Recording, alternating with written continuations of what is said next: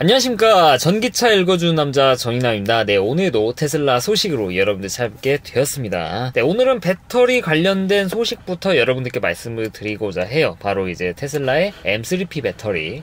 이거 한 2년 전에 이야기가 나와가지고 제가 이렇게 말씀을 드린 적이 있는데, 이게 좀 이제 가시화가 되는 것 같습니다. CATL에서 만드는 배터리 이름인데, 옛날에 2년 전에 오해하시는 분들 계셨는데, 모델3 퍼포먼스가 아니라 그냥 M3P입니다. 이게 무슨 배터리길래 이렇게 다뤄야 되는 건가? 이렇게 하실 수도 있는데, 이게 어떻게 보면은 지금의 리튬 인산철 배터리의 한계를 어느 정도 극복한 그런 배터리라고 볼 수도 있을 것 같아요. 쌀라쌀라 이렇게 얘기들이 나와 있는데, 핵심이 이렇습니다. 기존에 있던 리튬 인산철 배터리보다 이 배터리 밀도가 증가를 하고 출력도 증가를 했다라는 거. 기존 리튬 인산철 배터리의 가장 큰 약점이 무엇입니까? 바로 이 에너지 밀도가 떨어진다라는 것인데, 여기에다가 망간을 추가를 하고 그 밖에 기타 다른 알 수 없는, 아직은 밝혀지지 않은 그런 양극재들을 조합을 해가지고 이렇게 M3P라고 이름을 붙였습니다. 참고 이제 여기서 뜻하는 M 같은 경우 이제 뭐 망가니즈, P는 뭐 포스페이트겠죠. 네, 그런 식으로 이제 네이밍을 했는데, NCM 배터리에 M, 망가니즈 여기 들어간 것을 인산철 배터리에 집어 넣음으로써 에너지 밀도가 높아지는 그런 특성을 리튬 인산철에 집어넣었다라는 거. 그로 인해서 에너지 밀도 같은 경우는 NCM 배터리보다 뭐 그렇게 따라갈 수는 없지만 기존의 리튬 인산철 배터리보다는 대략적으로 한 10% 증가를 한다고 여기서 좀 나와 있습니다. 뭐 여기 내용 보면 자세히 있는데, 배터리 밀도는 정확히 한 15% 정도를 높게 가져갈 수 있는데, 실제 주행 가는 거리는 배터리 밀도에 또 정확하게 비례하지 않죠. 한 10% 정도의 향상을 이뤄낼 수 있다라는 거. 그렇게 되면 이제 기존에 있는 모델 3 RWD도 그렇고, 이제 모델 Y RWD도 그렇고, 여기에 주행 가는 거리가 10%씩 증가를 한다는 것인데, M3P 배터리에 탑재하게 될 모델 3 RWD 같은 경우에는 이 배터리 캐패시티가 거의 66kWh 정도까지 증가를 하게 될 것 같은데, 그래도 과거 구형, 그러니까 2020, 2019 모델 3 롱레인지보다는 약간은 좀 떨어지는 수준이지만 그 밖에 효율 증가라든지 이런 것들이 있잖아요. 근데 참고 이제 구형 모델 3 같은 경우 한 76kWh 정도가 유저우 배터리 그 정도 시작하니까 여전히 10kWh 정도의 큰 차이가 나기는 하는데, 그래도 전비가 좀 더 좋아지고 효율이 좋아지고 하니까 그 주행 가는 거리 차이가 크게 나지 않을 정도로 격차가 좀 줄어든 것 같아요. 그런 식으로 테슬라에서 가장 베이스 모델인 RWD 모델에 주로 들어가게 될 M3P 배터리 기사들이 나오고 있는데, 이게 당장 적용이 되는 거는 아니고요. 테스트가 좀 진행된 다음에 이렇게 와이드하게 뿌려지게 될 걸로 그렇게 예상이 된다라고 합니다. 이게 모델 3 RWD에 처음에 리튬 인산철 배터리 들어갈 때가 그랬어요.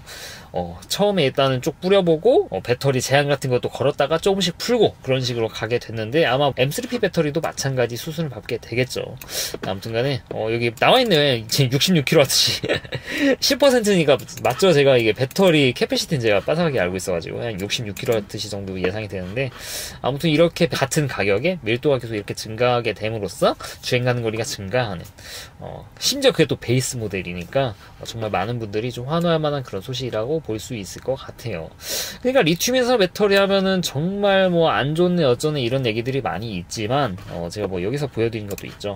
뭐 CAT를 높게 오랫동안 못 가져간다. 그래서 충전을 그렇게 좀 빠르게 못 한다. 근데 뭐 여기 비오르님 영상 제가 뭐 저저번 영상에서 말씀을 드렸지만, EGMP 플랫폼을 심지어 800V 시스템을 탑재한 아이오닉 6보다 충전 속도가, 정확히 속도가 아니죠. 근데 C레이트를 놓고 보면은 거의 뭐 동일한 속도로 가져갔다라는 것을 볼 수가 있죠. 심지어 리튬 인산철 배터리인데, 물론 이 캐패시티 자체가 달라가지고 절대적인 속도는 당연히 아이오닉 6가 빠릅니다. 당연하죠. 절대적인 배터리 양이 더 많은데 똑같은 퍼센트로 가면은 당연히 얘가 더 충전 속도가 빠른 건 맞지만, 근데 여러분들 C레이트 개념이 총 캐패시티 곱하기 몇으로 가져가냐. 그러니까 얘는 60kWh인데 여기 곱하기 3하면 180이죠. 최고 속도 180으로 유지가 굉장히 오래 유지가 된다라는 거, 이 그래프 보면 알 수가 있는데, 보시면 이제 콜드, 추운 상태에서 이렇게 유지가 된다는 것인데, 이런 걸 보면은 이제 어디 가가지고 이제 리튬 인산철 배터리는 C레이트를 높게 오래 못 가져간다라는 것은 이미 틀린 얘기가 되는 그런 세상이 됐습니다. 참고로 여기서 말씀드린 거는 여러분들 지금 국내에 사는 모델 Y에 들어가는 리튬 연사 배터리가 아니라 기가 베를린에서 생산되는 모델 Y BRD 배터리가 들어가는 모델 Y에 해당되는 얘기입니다. 그래서 유럽에서도 BRD 배터리를 탑재한 모델 Y를 받고 싶어하는, 나는 CATL인데 BRD 받고 싶어 하시는 분이 굉장히 많은데, 이거 보면은 충분히 이해가 간다. 여기가 또 CATL이 있는데 BRD가 90% 찍을 때, 그러니까 10% 똑같이 시작해도 90% 찍을 때 CATL은 77% 찍고 있죠. 네, 그 정도의 좀 차이가 있다라는 거. 네, 맞죠. 이 정도로 이제 리튬 인산철 배터리 안에서도 이렇게 차이가 발생을 하고, 리튬 인산철 배터리가 갈수록 예전에는 못 썼던 거, C레이트를 높게 오래 못 가져간다는 거, 이런 이슈들이 있었는데 이런 것들이 계속 다 잡혀 나간다라는 거. 네, 굉장히 좀 무서운 거라고 볼 수 있고, 그러면 이번에 나오는 M3P 배터리는 어떨까? 과거에 이제 모델 Y에 들어가고 있는 CATL의 LFP 배터리보다 훨씬 좋을 가능성이 있죠. 셀투백 개수는 좀 더 좋아졌을 거고, 밀도도 좋아지고, 출력이 좋아지면 또 속도도 또 높게 가져갈 수 있는 여지들이 있기 때문에, 그래서 우리나라에 들어오는 RWD 모델까지 이 CATL의 M3P 배터리가 들어갈 때까지는 아마 당장 올해는 적용이 되지는 않을 가능성이 높아요. 올해는 좀 이르고, 정말 빨라도 이제 내년? 그것도 조건이 별 이상이 없어야 된다는 게 전제 조건인데, 그렇게 들어오게 되면은 이제 리튬 연사 배터리는 이제 C레이트 높게 못 가져간다, 이런 얘기를 하시는 분들이 많이 좀 줄게 되겠죠. 이런 식으로 기술이 계속 발전하게 됩니다. 그래서 이거 RWD를 보셨던 분들 좀 지켜볼 만한 문제가 아닌가 싶고요.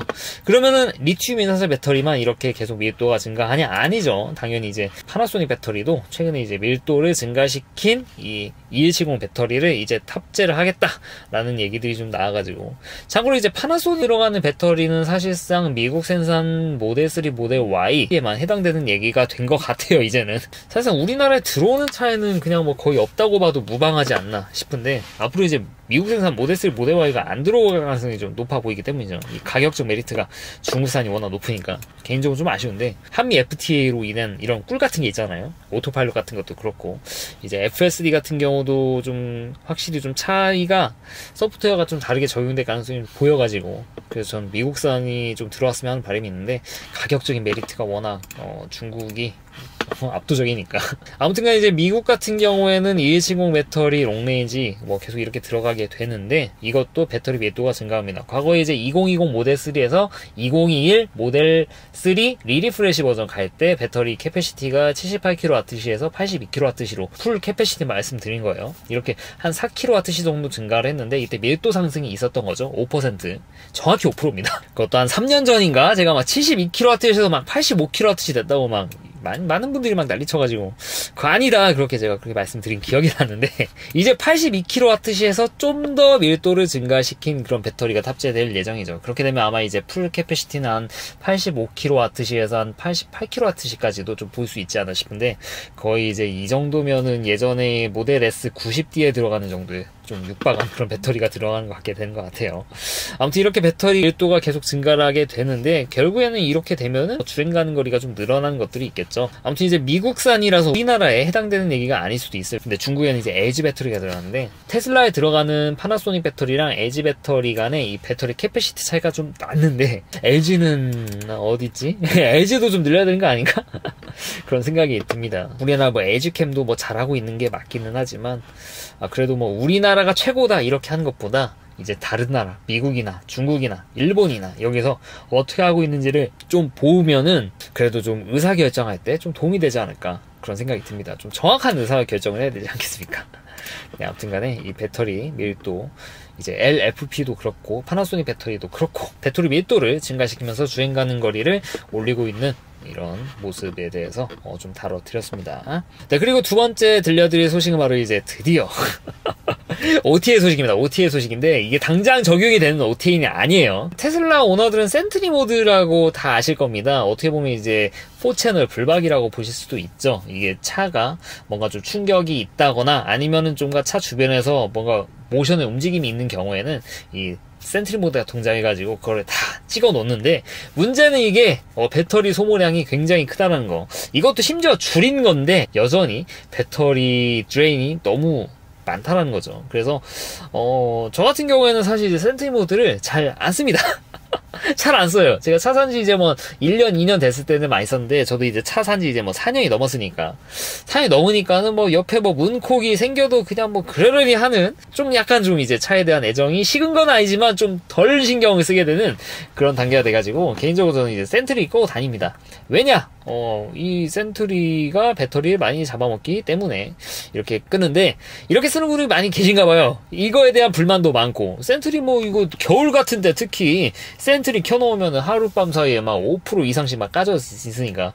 물론 센트리가 켜져 있으면은 차가 깨어있고, 차가 깨어있으면은 배터리를 계속 달구려고 하고 있기 때문에 좀 더 여기가 배가가 됩니다. 배터리라는 게 배가 돼가지고 배터리 드레인 현상이 굉장히 심하거든요.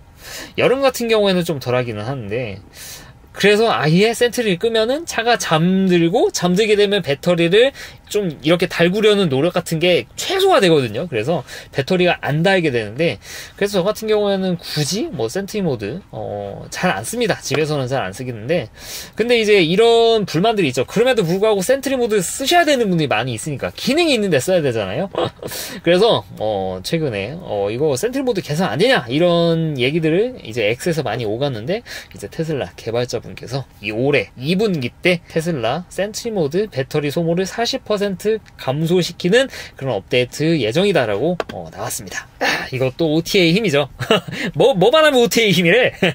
근데 OTA의 힘이라는 게 이 센트리 모드 자체도 예전에는 없었습니다. OTA를 통해서 생긴 거고요. 이 배터리 소모를 줄이는 것도 OTA를 통해서 생길 예정이죠. 그래서 이런 것들이 좀 진행이 될 예정이라서 센트리 모드를 쓰신 분들에게는 좀 희소식이다, 이렇게 말씀을 드릴 수 있을 것 같습니다. 이 센트리 모드가 왜 배터리가 많이 다냐 이렇게 생각하시는 분이 많이 계시는데, 센트리 모드는 어떻게 보면 이제 테슬라가 가지고 있는 카메라가 사방이 다 돌아가면서 계속 이제 판단하는 거거든요. 이렇게 보다가 뭔가 이상한 게 발견했어. 그러면 이제 테슬라에 있는 FSD 컴퓨터가 이제 이거를 감지를 해가지고 이제 저장하게 되죠. 카메라를 돌려가지고. 그러면서 이제 배터리가 닳게 되는 거고, 그런 것들이 좀 줄일 만한 여지들이 있어 보여가지고 이렇게 좀 공유를 드렸습니다. 아무튼 OTA 소식 이렇게 말씀을 드렸고요. 그리고 이제 마지막 소식입니다. 모델 S, 모델 X 프론트 범퍼 카메라 얘기, 그리고 앰비언트 라이트 얘기. 기존에 이제 모델 S, 모델 X를 받으신 분은 약간은 좀 배가 약간 아프실 수도 있는 얘기가 될 수도 있어요. 왜냐면 좀 개선이 좀 큰 폭인 거, 왜냐면 이런 것들은 실제적으로 좀 도움이 될 만한 그런 업데이트들이잖아요.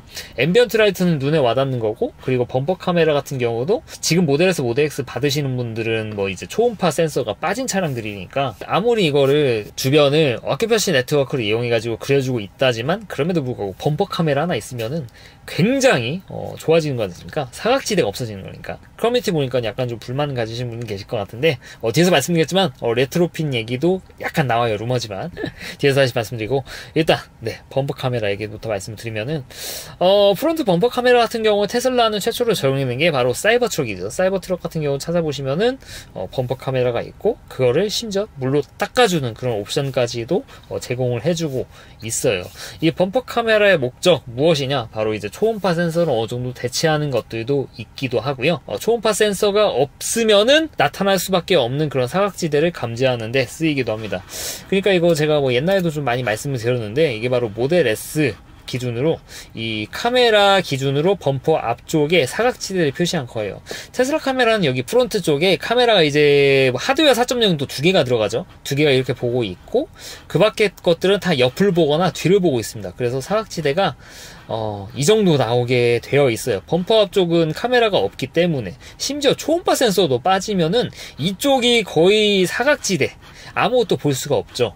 그러면 이거 자동 주차나 이런 걸 어떻게 하느냐? 테슬라 같은 경우는 움직이면서 이거를 미리 주변 시야를 다 그려놓은 상태에서 저장을 해놓는다는 것이죠. 그러니까 차가 여기 있는 상태에서 이렇게 바라보면은 여기가 보이지 않습니까? 이렇게 그려지면 여기가 보이죠. 이거를 미리 기억해 놨다가 차가 앞에 가면은 여기에 뭔가 있을 겁니다, 미리 그려놨으니까, 나 3D를 했으니까 하고 여기에 뭔가 있습니다 하고 이렇게 알림을 해준다는 것인데, 이러면 문제가 없냐 생각할 수도 있는데 문제가 충분히 될 수도 있죠. 왜냐? 이렇게 오는데 왔다 갔다 하면서 미세하게라도 여기에다가 오차가 발생하면은 안 건드릴 거를 건드릴 수 있는 여지들이 있고, 그리고 주차할 때는 여기에 아무것도 없었는데 주차하는 중간에 누가 여기다가 막 쌀포대나 막 돌 같은 거 갖다 놨어.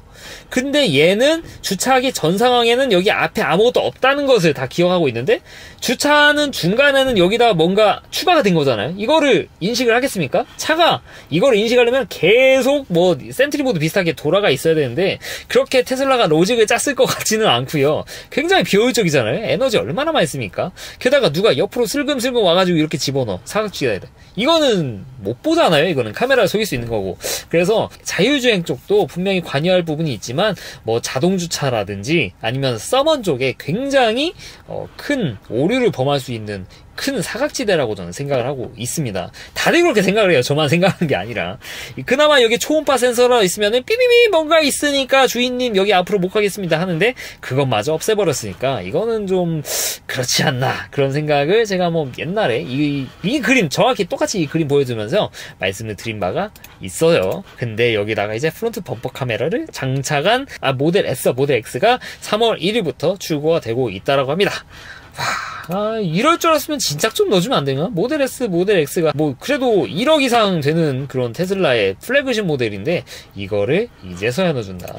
네, 물론 할 말이 있죠. 사이버 트럭에 처음 들어갔던 거다. 이게 모델 3에 들어갔던 거 아니고 사이버 트럭에 들어갔던 거니까 이제 넣어주는 겁니다. 하면은 또 할 말 없긴 하지만 그래도 이렇게 넣어줄 거면 그래도 이거 뭐 넣는 게 뭐 엄청나게 막 고난이도의 기술도 아니고 저도 생각하고 여러분들도 생각할 수 있는 이 사각지대 이런 거를 생각을 못했을까? 참 재밌습니다. 그래서 프론트 범퍼 카메라 추가가 되는 모델 S, 모델 X가 출고될 예정이고요. 그리고 앰비언트 라이트 이것도 이제 모델 3 하이랜드에는 제대로 적용이 되어 있고 심지어 이제 중국에 있는 모델 Y 현지용으로 팔리는 차량들에게도 앰비언트 라이트가 제대로 적용이 되어 있는데 우리의 모델 S, 모델 X에 이런 게 없다. 플래그십인데 이거 좀 문제가 있지 않느냐 했는데 드디어 이렇게 적용을 해준다라고 합니다. 플래그십에 원래 먼저 적용이 된 다음에 이렇게 밑으로 뿌려져야 되는데 테슬라는 그렇지는 않은 것 같아요. 일단 뭔가 좀 개발이 되면은 그냥 일단 뭐 이게 플래그십이 뭐가 일단 좀 써보자 해가지고 심지어 이 하극상을 좀 펼치는 그런 옵션들이 있었는데 그래도 이거를 좀 적용해주네요. 그래도 플래그십이라서 아무튼 이렇게 적용해주고 그러면은 기존의 차량들 특히 이제 뭐 초음파 센서가 달린 차량도 아니고 초음파 센서도 없고 올리 비전 카메라만 있고 프론트 범퍼 카메라가 없는 차량들은 어떻게 하냐 그래가지고 여기는 뭐 소식인데요.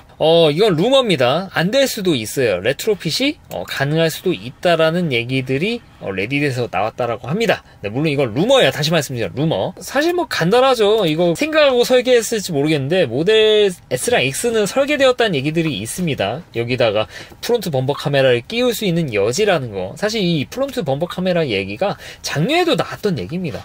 그래서 이거 이미 이렇게 좀 준비할 수 있는 여지가 있었으면은 미리 좀 줬어야지 이걸 뒤늦게 이렇게 적용하는 것도 좀 재밌는 얘기 재밌다기보단 약간 좀 기존 오너들 입장에서는 약간 좀 의아한 테슬라에 좀 약간 좀 얘네 왜 그러지? 그런 느낌인데 그런 식으로 좀 생각하실 수도 있을 것 같은데 모델 S, 모델 X에는 앰비언트 라이트도 그렇고 여기 프론트 범퍼 카메라도 그렇고 레트로핏이 가능할 수도 있다라는 내용들이 있어가지고 보통 이런 루머들은 또 맞더라고요. 보통 레트로핏이 뭐가 된다라는 얘기들이 있는데 보통 되더라고요. 그런 것들. 그래서 너무 상심을 하실 필요는 없으실 것 같지만 그래도 안우인이라고 써있죠.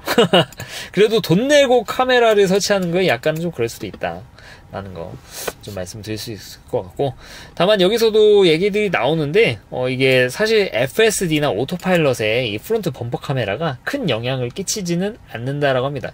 실제 각도를 보면 그렇잖아요. 사실상 자율주행을 관장하는 것은 여기 우리 머리 위에 있는 이 두 개의 카메라 그리고 양옆 사이드 뒤에 있는 카메라들이지 이 프론트 범퍼 카메라 얘는 각도상 뭔가를 정확히 본다라기보다는 그냥 앞에 뭐가 있냐 없냐 그러니까 기존의 초음파 센서를 좀 대체해주는 그런 역할에 좀 지나지 않지 않나 그런 생각이 들기도 합니다. 네, 오늘은 이 테슬라의 새로운 배터리 앞으로 장착될 배터리 소식 그리고 센트리 모드 개선될 OTA 소식과 그리고 모델 S, 모델 X 들어가게 될 범퍼 카메라 얘기 어째 좀 도움이 되셨나 모르겠어요. 이상 전기차 읽어주는 남자 전익남이었습니다. 앞으로도 유익한 주제를 가지고 여러분 찾아뵙도록 할 테니까 좋아요와 구독 부탁드리도록 하겠습니다. 네, 긴 영상 시청해 주셔서 대단히 감사합니다.